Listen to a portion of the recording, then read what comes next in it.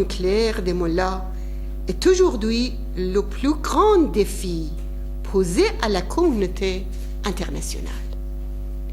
Je suis venu vous dire aujourd'hui que l'ampleur de la crise dépasse de loin le fait qu'un pays devienne ou non nucléaire.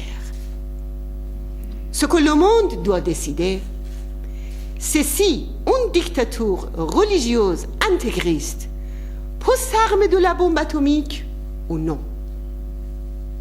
Un régime qui va instaurer un empire islamiste. Un régime qui prétend diriger 1,5 milliard de musulmans. Imaginez un instant qu'un régime dont le président appelle à rayer de la carte Israël possède la bombe atomique. Malheureusement, les concessions de l'Occident aux mollahs pendant 20 ans ont eu l'effet inverse. Cette politique de complaisance a conduit à l'arrivée d'Ahmadinejad au pouvoir, à une ingérence plus poussée des mollahs en Irak et à accélérer leur course à l'arme atomique. Aujourd'hui, sous prétexte d'opposition à la guerre, on accorde davantage de mesures incitatives au régime. Cela revient à préparer le terrain à une catastrophe.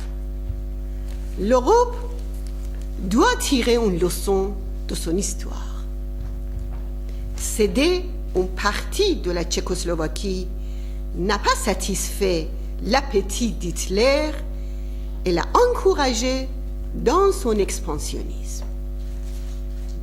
Aujourd'hui, les dirigeants européens négocient dans le même esprit et sous le même prétexte avec les représentants du fascisme religieux pour empêcher la guerre. Il ne fait pas permettre aux mollahs de profiter de l'opposition à la guerre pour justifier leur course à l'arme atomique. La propagande des mollahs sur soutien des Iraniens au programme nucléaire est un énorme mensonge. Les Iraniens savent bien qu'ils sont les premières et les plus grandes victimes des ambitions atomiques des mollahs. Aujourd'hui, la communauté internationale doit choisir entre la guerre et un changement démocratique en Iran. Le changement est le seul moyen d'empêcher les mollahs de s'armer de la bombe atomique et d'empêcher la guerre. Le peuple iranien veut la liberté et la démocratie. Les Iraniens ne veulent plus supporter la moindre forme de dictature. Notre objectif n'est pas de prendre le pouvoir à n'importe quel prix. Notre objectif est de garantir que le pouvoir soit remis entre les mains du peuple.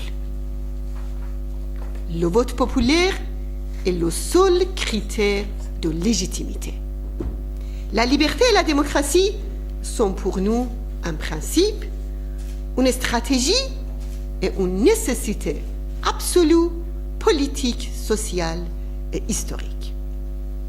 Nous sommes partisans d'une république pluraliste fondée sur la séparation de la religion et de l'État, l'égalité totale entre les femmes et les hommes, le respect des libertés individuelles, politiques et sociales, le respect des conventions internationales, notamment dans le domaine des droits de l'homme, des libertés civiles et des libertés des femmes, le libre marché, la coexistence pacifique et des relations avec tous les pays.